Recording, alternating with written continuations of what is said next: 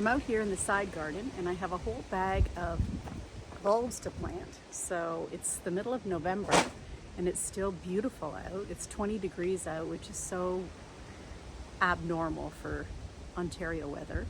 But I was a little late planting my bulbs this year, so I'm taking this as a second chance to get them in the ground. So I've got tulips, daffodils, and some other bulb that I have no idea what it is. But we're gonna plant it and I'll be surprised in the spring.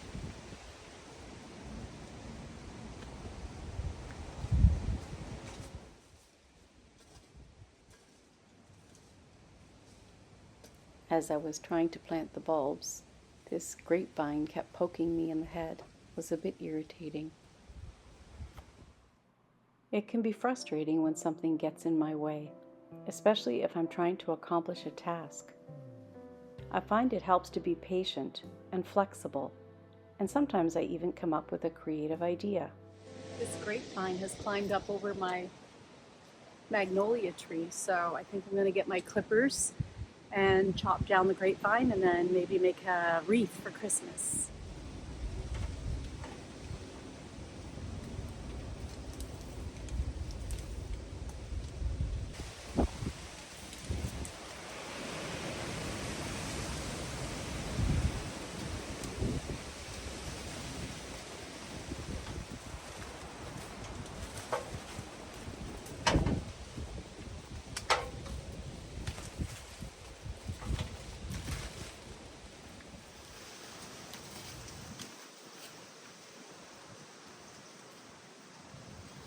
One of my favorite bulbs is the amaryllis.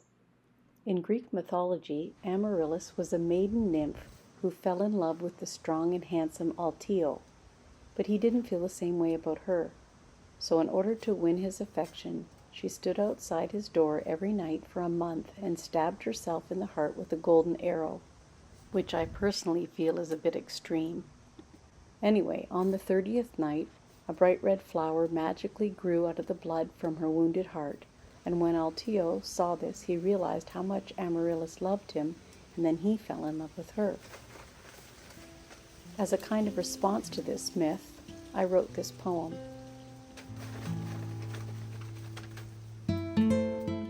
Amaryllis, bulb of bliss, dumped in dirt, timid nymph, half hidden, onion wrapped in Altio's scorn, bulging belly, scrubbed and cracked, crying, divided against yourself, linea darkness, split through, blood spilt, womb-bound beauty, spare yourself, lady not waiting, arms reaching, out of the breach, slips of leaves, slender stem, linea green, loosen your roots, unearth your splendor, and inhabit the dawn with your crimson kiss.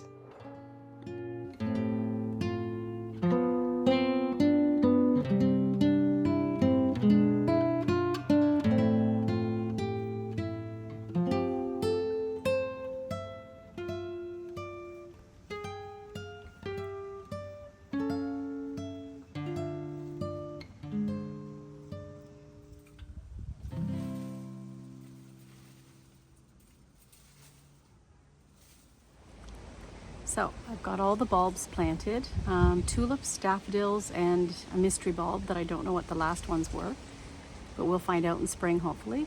Now I just have to try to figure out a way to protect the bulbs from the squirrels. So the thing about the squirrels around here is they have no boundaries.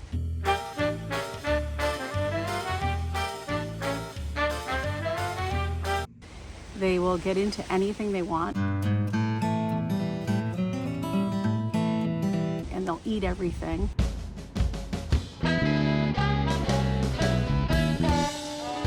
And they often dig up bulbs and eat them. So I just trimmed the rose bush out front and some of the berberry, and I am going to maybe scatter some branches over the top of the soil to see if that'll keep the squirrels away.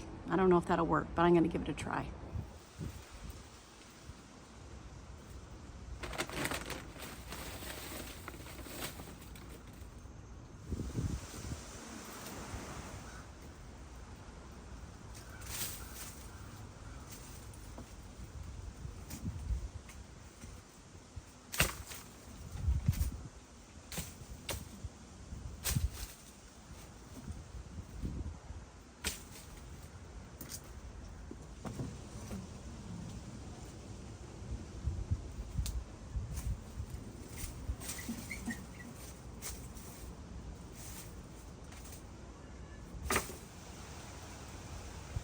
So I either did a good job of blocking the squirrels from eating my bulbs with the twigs and sticks that I had here, or I just created an amazing playground for them. I guess time will tell. When I start making a wreath, I usually pick the largest branches to start with. This gives me a good base for my wreath. It takes a little bit of work to twist it around and get the branches in place. You can soak the branches in water for a couple of hours or overnight to soften them if you want, but I've never done that. I just use my strength to twist the branches around, and sometimes they break, but most of the time they're fairly pliable. Now I'm taking a branch that's a little bit smaller, but quite long, and I'm going to wrap that all around. And again, that's going to give me a nice base. So I usually start with the larger branches, and then as I go, I keep winding them around nice and tight if I can. And then I'll use smaller and smaller branches as I go to give that nice layered look.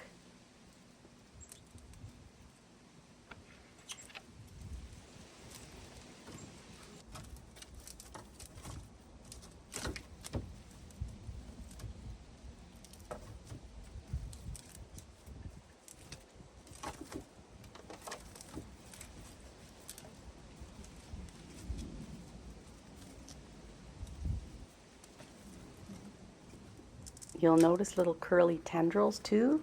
You can just leave those on. They add a nice element to your wreath as well.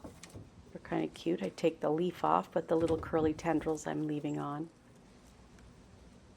And now you can see I've got a nice thin branch and I'm going in the opposite direction. So same basic idea, just twisting it around, taking my time so I don't snap the branch. You want to just bend it the best you can without actually breaking it.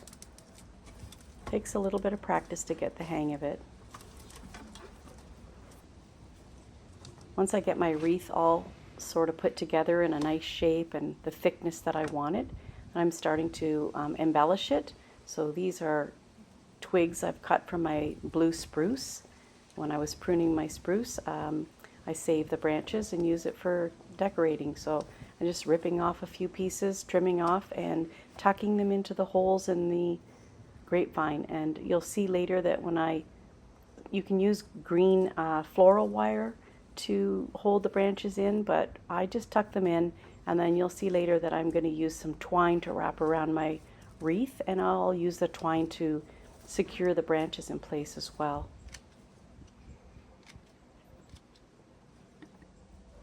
For this wreath, I just want a nice rustic look, so I'm just going to do a little patch of spruce here. I'm not going to go all the way around the wreath because I want a lot of the grapevine to show. Now you can see the wreath is getting nice and full. I use the same basic principle as when I'm making the wreath. I use the larger branches first, so you'll see that I've taken the large spruce and tucked some of the branches in, and then as it gets full, I start to break it down and just use little pieces to tuck in and fill in any of the bare spots.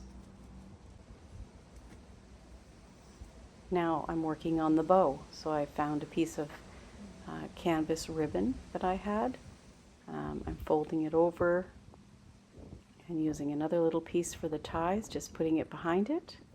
And now I'll just fold it with my fingers, sort of pleat it back and forth, tuck the two pieces together, and then I'm grabbing a piece of twine, and this is it's kind of like a beige and a reddish color twine, pretty rustic looking. I thought it would be nice for a Christmas wreath. And then I'm just going around the center a few times to hold it in place and tying it in the back.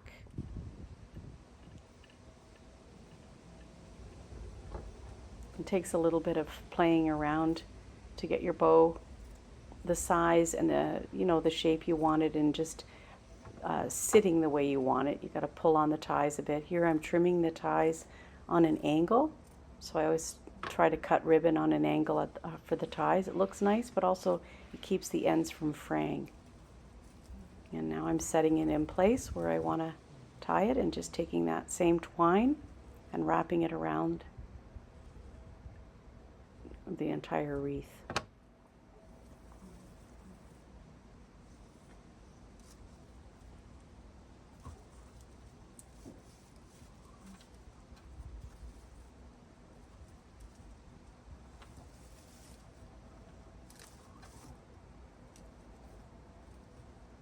So once I have the bow in place, you'll see I just start going around just the same way I did the branches, around in one direction. And this added a nice little texture to the grapevine wreath as well. And it holds everything in place too.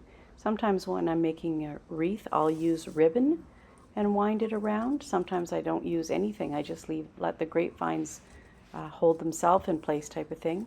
And then other times, yeah, I'll use ribbon or string or twine, or depending on what style I'm making the wreath in. When I get up to the top of the wreath, I usually add like a little loop with the twine, just so that I've got something to hang it with.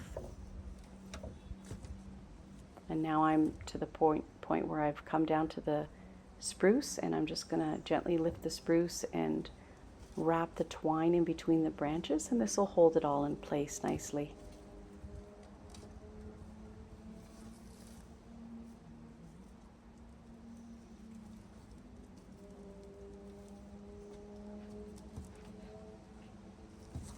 And then when I get down to the bottom of the wreath where the bow is, I'm just going to secure it tightly with a knot,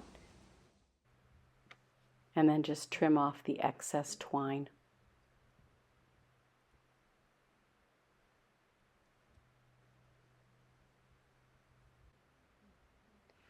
Now I've decided to add a little bit of embellishment to the wreath, so I went out to the front yard and trimmed a few branches off my Burberry bush. There's very sharp needles on the Burberry, so I had to be super careful when I put these branches in. But I thought the red color of the little berries added a really nice touch to this wreath. So there I am, just tucking a few in and being super careful.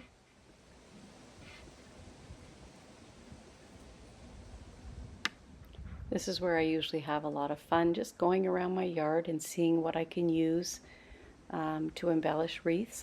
Sometimes I'll use pine cones or little sprigs of cedar, acorns, little branches of dogwood, and they have a nice red color to them. And then you can use things from store-bought things too, like flowers or ribbons, bows, little bells. I like to use my imagination, and I try to use what I've got on hand as much as possible. And now it's time to hang the wreath.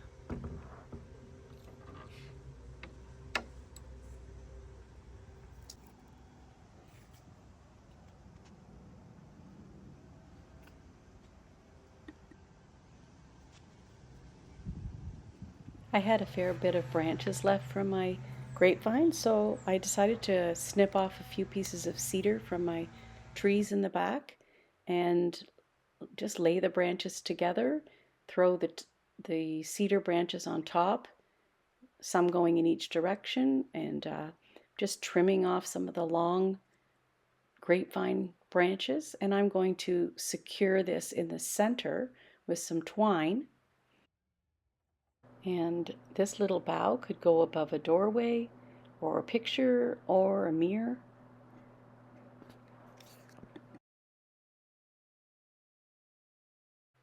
It's just a really simple little decoration. Doesn't take a lot of work to make a little bough. And it uses up the leftover twigs from the vine, so why not?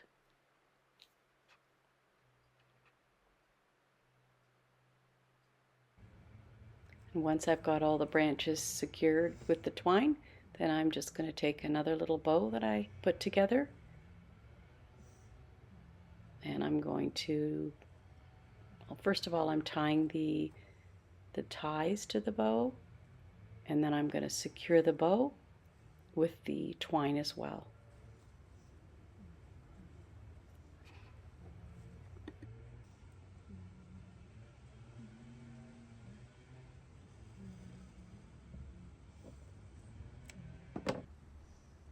once I have everything secured in place and the ribbon on, everything tied, then I'll take it inside and decide where I want to put it. And then I'll trim the branches and the tails of the ribbon according to what I put it over top of. Sometimes the boughs can get a little unruly with all the branches, so you don't want the branches to be sticking out way past your mirror or your picture. So sometimes it helps to have it in place, and then you can trim it down neatly, but not too neatly because you do want it to look rustic.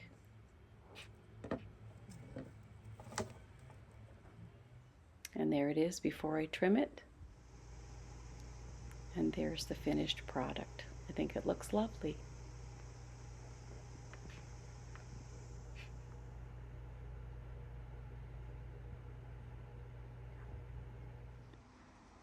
This is a grapevine wreath I made for autumn. This is a spring wreath. And this is a Christmas wreath. And this is a little miniature wreath I made using morning glory vine, a few sprigs of rosemary, and some Christmas bells. Sometimes I like to hang the wreaths unadorned on the lantern, and then the robins like to come and build their nests on the front porch. It's a nice, safe place for them. I think this mama appreciates my wreaths. And there's her precious babies.